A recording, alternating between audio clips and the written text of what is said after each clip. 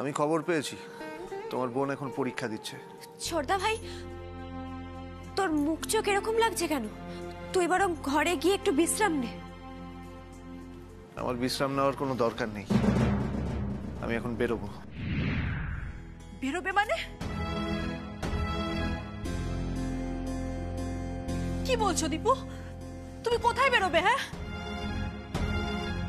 বড় বৌদি, আমার একটু কলকাতার নতুন শোরুমে যেতে হবে, ওখানে কিছু কাজ আছে, আমি কয়েকটা দিন কলকাতাতেই থাকবো। মানেটা কি? মাকে না বলে তুমি বাড়ি থেকে বেরিয়ে যাবে? হ্যাঁ। মাকে না বলে এভাবে বাড়ি থেকে বেরোতে নেই গো। তোমরা তো শুনলে আমি বেরোচ্ছি, শুনলে তো তোমরা বলে দিও আমি বেরিয়ে গেছি, বলে দিও। না না ছোট ঠাকুরপো, তুমি এইভাবে বাড়ি থেকে বেরিয়ে যেতে পারো না। সেজ বৌদি, আমাকে বাধা দিও না। আমি এখানে এসেছি শুধুমাত্র কয়েকটা জামা কাপড় নেব বলে, ওগুলো নেব, নিয়ে বেরিয়ে যাব। ও দীপু দীপু দীপু, এরকম করো না, একটু মাথাটা ঠান্ডা করো, একটু মাথাটা ঠান্ডা করো। বড় বৌদি, আমি যখন একবার বলেছি যে আমি চলে যাব, তখন আমি চলে যাবই। দীপু দীপু শোনো, দীপু। বর্দি ভাই এখন কি হবে বলো তো? আমার যে খুব ভয় করছে গো। ছোট ঠাকুরপো তো কারোর কথাই শুনতে চাইছে না, এখন ছোট ঠাকুরপোকে কে বোঝাবে? বর্ষা, তুমি এক্ষুনি বাবাকে ফোন করো, সবটা জানাও কি হয়েছে এখানে। মা তো ফোন রেখে গেছে, মাকে তো জানাতেই পারবো না। করো বাবাকে এক্ষুনি ফোন। হ্যাঁ দাঁড়াও, আমি ফোন করছি। আমার উপর তুমি বিরক্ত হয় না গো। আমি জানি বাড়ির কাউকে না জানি আমি খুব অন্যায় করেছি, কিন্তু আমার না কিরকম ভয় করছিল জানো। আমার মনটা ভীষণ ডাক দিচ্ছিল, মনে হচ্ছিল যে সোনা আমার পরীক্ষা দেওয়ার পথে যদি কেউ বাধা হয়ে দাঁড়ায়, তখন কি হবে? কাউকে বিশ্বাসযোগ্য বলে মনে হচ্ছিল না। বাড়ির মানুষগুলোকেও বিশ্বাস করা যায় না? আমি জানি আমি খুব ভুল করেছি, অন্যায় করেছি, কিন্তু আমার মনটা না কিছুতেই মানতে চাইছিল না। আর মনে হচ্ছিল যে কাউকে কিছু বলাটা ঠিক হবে না। তুমি শুনলে না যে সোনামাকে কে বা কারা অপহরণ করার চেষ্টা করছিল? শুনলে না ভুল করে ওরা মেঘাকে তুলে নিয়ে গেছে? শুনলে তো তুমি? হ্যাঁ শুনলাম। এই ঝুঁকিটাই বা তুমি নিলে কি করে? আর যদি মেঘার কিছু ঘটে যেত তাহলে তুমি নিজেকে ক্ষমা করতে পারতে? বাবা, মেঘার তো কোনো বিপদ হয়নি, মেঘা একদম ঠিক আছে। ও থানায় গেছে স্টেটমেন্ট দিতে, আমাকেও এখন থানায় যেতে হবে বুঝলে, মেঘাকে নিয়ে আসতে। আমি আসি। হ্যাঁ যা।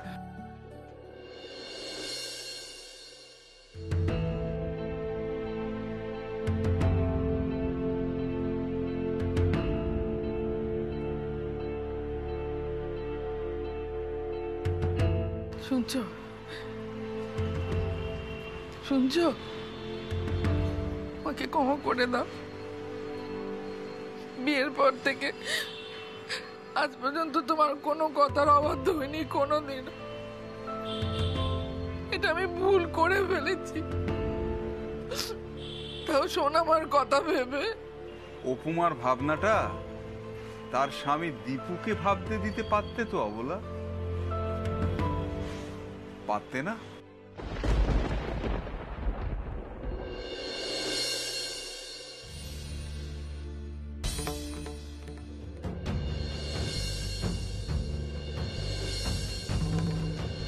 সোনামা আমার কুকুর খুনিদের শাস্তির ব্যবস্থা করেছে।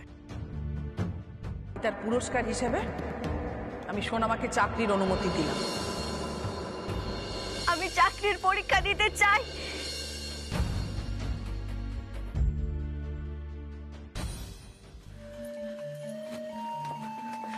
বর্দি ভাই, বলছি ছোট ঠাকুরপো এত রাগি গো?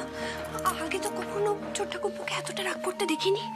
আরে আমার ছোটদা ভাইটা না এমনিতে খুব মাটির মানুষ, কিন্তু একবার যদি রেগে যায় না, ওকে সামলানো খুব মুশকিল হয়ে যায়। ছোটবেলায় ও যখন রেগে যেত তখন না আমরা ওর মাথায় ঠান্ডা জল ঢেলে দিতাম। তবে কি জানো তো, ছোটদা ভাই না বড্ড অভিমানী। তবে এই যে ছোট বৌদি পরীক্ষাটা দিতে পারছে, তার জন্য ছোটদা ভাই মনে মনে খুশিই হয়েছে।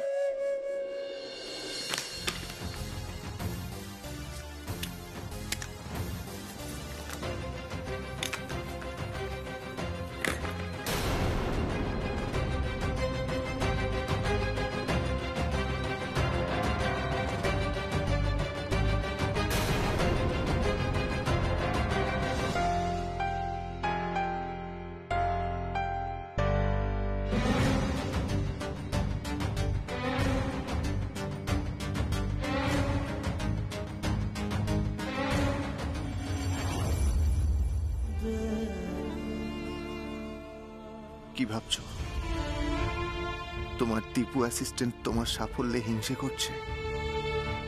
না অপু, আজ যে তুমি পরীক্ষা দিচ্ছ তাতে আমার থেকে বেশি খুশি আর কেউ হয়নি। কিন্তু তোমার কোনো বিপদ আমি সহ্য করতে পারবো না অপু। আমার খুব ভয় করছে।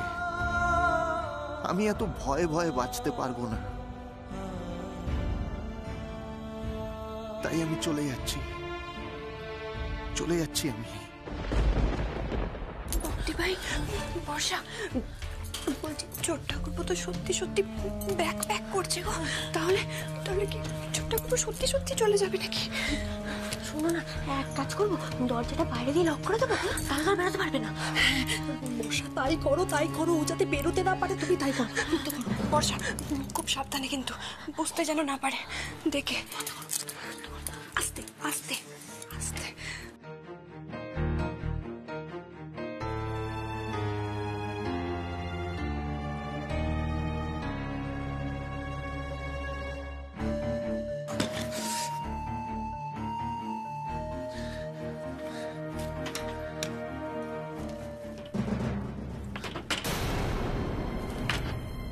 দেখি দরজাটা বাইরে দিয়ে কে বন্ধ করলো? দরজাটা খোলো, দরজাকে বন্ধ করলো। বড় বৌদি, সেজ বৌদি, প্লিজ দরজাটা খোলো। কি হলো কি? দরজাটা খোলো তোমরা। বড় বৌদি, সেজ বৌদি, আমাকে কিন্তু এভাবে তোমরা আটকে রাখতে পারবে না। দরজাটা খোলো বলছি। বৌদিরা কেউ দরজা বন্ধ করেনি, দরজা আমি বন্ধ করেছি। যতক্ষণ না জেঠুমণি আর জেঠিমণি বাড়িতে ফিরছে ততক্ষণ আমরা এই দরজা খুলবো না, কিছুতেই খুলবো না। ও দীপু, তোমার কি খিদে পেয়েছে গো? হ্যাঁ, বলো না কি খাবে, আমি বানিয়ে এনে দেবো। কিন্তু দোহাই তোমার, তুমি কোথাও যেও না গো। আমি খাবো না, কিচ্ছু খাবো না। দরজাটা খোল বর্ষা, বর্ষা দরজাটা খোল। তুই এক কাজ কর, তুই জানলা দি না মাথাটা বের কর, ছোটবেলার মতো তোর মাথায় এক গামলা জল ঢেলে দি। এই ইয়ার কি হচ্ছে? ইয়ার কি হচ্ছে আমার সাথে? দরজাটা খোল। ঠিক আছে, ইয়ার কি না করে এবার একটা সিরিয়াসলি কথা বলবো। কে বা কারা ছোট বৌদি ভেবে আমার দিদি ভাইকে কিডন্যাপ করে নিয়ে গেছিল? তুই কি একবারও ঠান্ডা মাথায় সবটা ভেবে দেখেছিস? তুই তো শুধু শুধু রাগ করছিস। সত্যি তো? অপুকে কে কিডন্যাপ করতে গেছিল? আবার আমার প্ল্যান সাকসেসফুল হলো না। মাঝখান থেকে দুটো গুন্ডা ধরা পড়ে গেল। ওরা যদি আমাদের নাম বলে দেয়? মা, আসল যে চাই, মানে যে আসল গুন্ডা, সে ধরা পড়েনি। যে দুটো গুন্ডা ধরা পড়েছে তার আমাদের ঠিক চেনে না মনে হয়। চুপ কর নীলু, একদম চুপ কর। এসব মনে হয়, কিন্তু, যদি, এসব শব্দ একদম বলবি না আমার সামনে। নীলু, আমি খুব কষ্টে নিজের ইমেজ এদের চোখে ভালো করেছি। আমি আর ধরা পড়তে চাই না, আমি আর খারাপ হতে চাই না।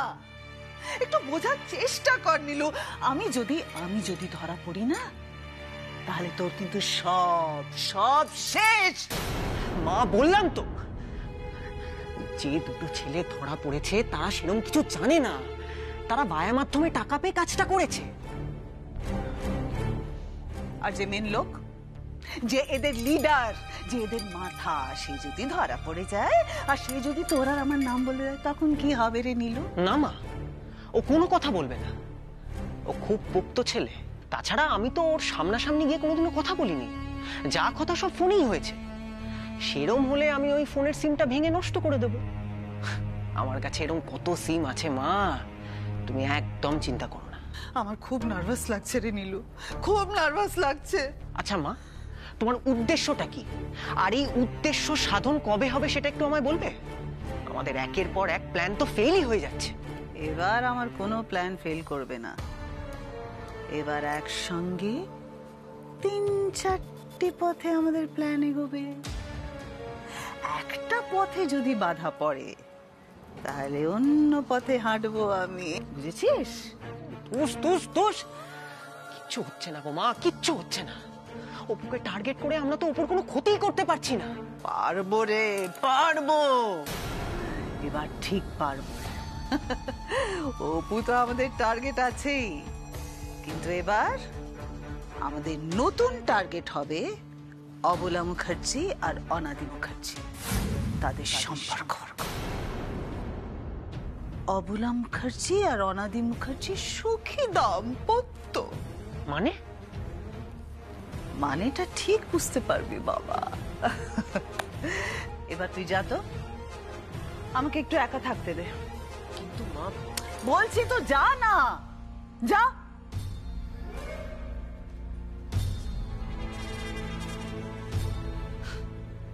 এবার আমি অনাদি মুখার্জি আর অবলা মুখার্জির সম্পর্কে বোম ফেলবো, বোম।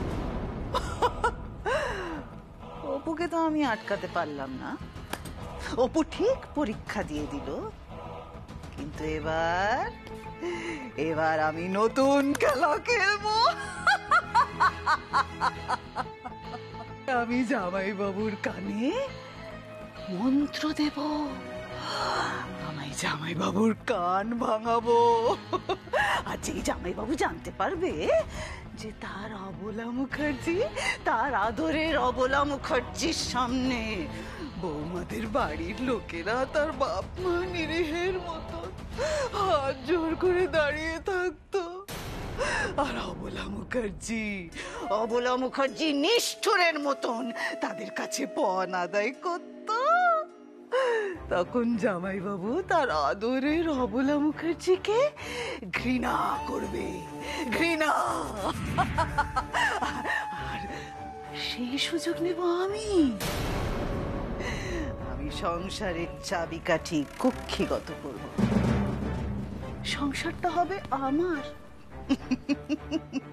আমি হব সংসারের রাজরানী। তখন তুমি চাকরির পরীক্ষা দিয়েও চাকরি করতে পারবে তো অপু?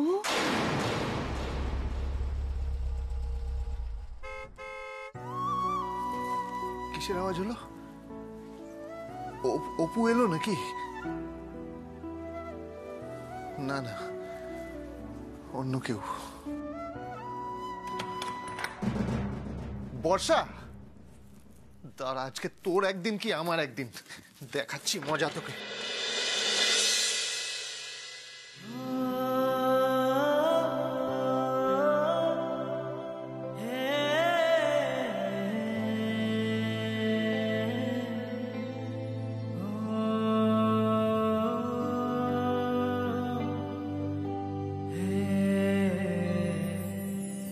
কি কি প্রশ্ন এসেছে জানতে চাইবে না দীপু অ্যাসিস্ট্যান্ট?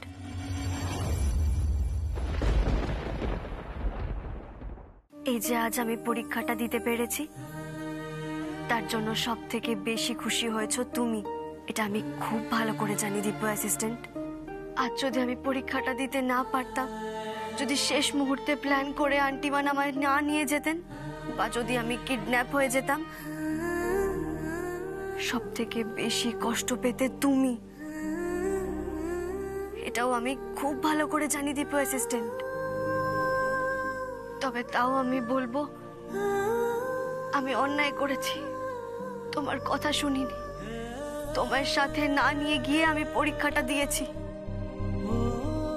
সব থেকে বেশি খারাপ কোথায় লেগেছে জানো? আমি পরীক্ষা দিতে গেছি, অথচ তোমায় একটা প্রণাম পর্যন্ত করিনি। তবু যে পরীক্ষাটা আমায় দেওয়ানোর জন্য, যে চাকরিটা আমায় পাওয়ানোর জন্য তুমি এত কিছু করেছো, এত লড়াই করেছো, প্রাণপাত করেছো, সেই পরীক্ষাটা আজ আমি দিতে পেরেছি দীপু অ্যাসিস্ট্যান্ট। আর এটা কিন্তু তোমার জয়, তোমার।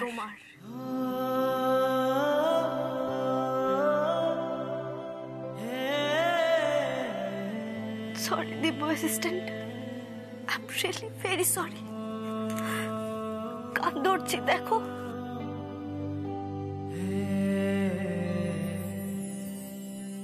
ক্ষমা করে দাও না দীপু অ্যাসিস্ট্যান্ট, ক্ষমা করে দাও না। প্রয়োজনে তুমি আমায় শাস্তি দাও, বকা দাও, কিন্তু এভাবে পর করে দিও না, দূরের মানুষ করে দিও না আমায়।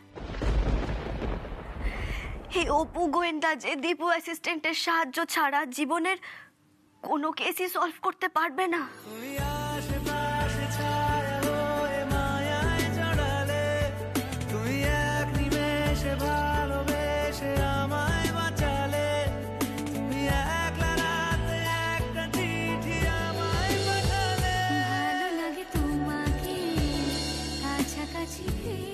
দে না দীপু, শোন আমাকে ক্ষমা করে দে না।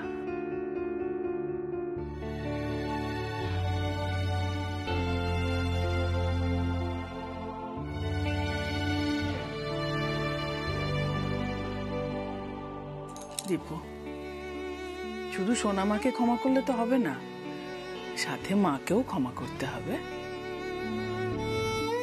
আমি জানি দীপু, আমি অনেক অন্যায় করেছি, অনেক দোষ করে ফেলেছি, কিন্তু একটা কথা বলতো দীপু, তুই তো চাইতিস তোর মা কুসংস্কারের বেড়া জাল ভেঙে বেরিয়ে আসুক, রক্ষণশীলতার দেওয়ালটা ভেঙে তোর মা বেরিয়ে আসুক, অন্ধকার থেকে আলোয় তোর মা বেরিয়ে আসুক।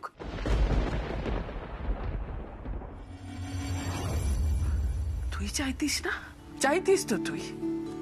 আজকে আমিও চাই দীপু, আমিও চাই আমার বাড়ির মেয়ে বউরা এই বাড়ির গণ্ডি ছেড়ে বাইরে বেরোক, এই জগৎটাকে দেখুক, দুনিয়াটাকে দেখুক, পড়াশুনো করুক, চাকরি করুক, সফলতার একদম শিখরে গিয়ে পৌঁছক,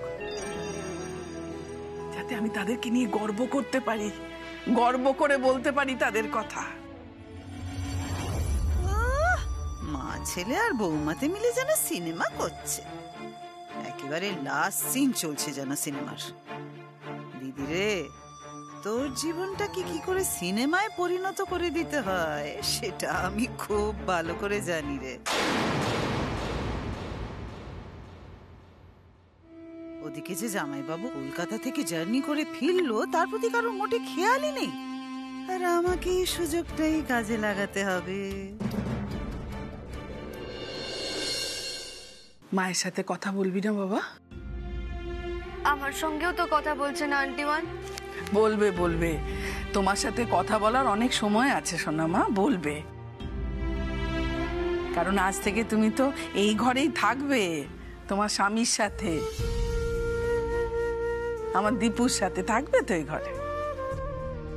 হ্যাঁ দীপু, আমি ঠিকই বলছি। আমাদের অপু গোয়েন্দা, ওই তোকে কি বলে, দীপু অ্যাসিস্ট্যান্ট নাকি, তাকে ছেড়ে তো থাকতে পারে না বাবা। খুব কষ্ট পেয়েছে দীপু, তোকে ছেড়ে থাকতে ওর খুব কষ্ট হয়েছে, একদম চটপট চটপট করছিল, কিন্তু আমি কি করব বল, আমার তো কোনো উপায় ছিল না। পরীক্ষাটা নিয়ে না আমি খুব দুশ্চিন্তায় ছিলাম বাবা। যতক্ষণ না পরীক্ষাটা হচ্ছিল আমার মাথা থেকে দুশ্চিন্তাটা যাচ্ছিল না। পরীক্ষাটা হয়ে গেছে, এখন আমি নিশ্চিন্ত, আমি আর ভয় পাই না দীপু, আর আমি ভয় পাই না।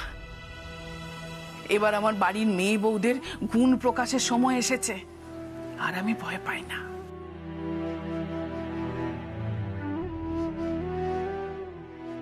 ও দীপু, দীপু, মেয়েটার দিক থেকে আর মুখ ঘুরিয়ে রাখিস না বাবা, হ্যাঁ আমার কথা শোন, যা এবার শোন আমার কাছে একটু যা, ওকে একটু কাছে টেনে নে, একটু ভালোবাস ওকে, হ্যাঁ। ওই দেখ কিরকম জুলজুল করে তোর দিকে তাকিয়ে আছে, দেখ একবার দেখ, যা, তুই তোর স্বামী, ওকে একটু ভালোবাসতে হবে না, হ্যাঁ, পাগল ছেলে, যা। শোনা মা, বাবা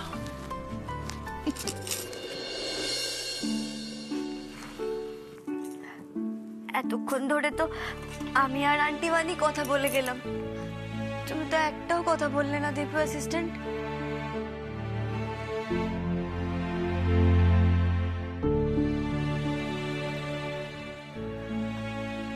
দীপু অ্যাসিস্ট্যান্ট, বলছি যে তোমার মুখে কি অদৃশ্য সেলোটেপ আটকানো আছে? তুমি তো কোনো কথাই বলছো না। এই জানো তো, বেশিক্ষণ কোনো জায়গায় সেলোটেপ আটকে রাখতে নেই, টেনে তুললে খুব ব্যথা করে।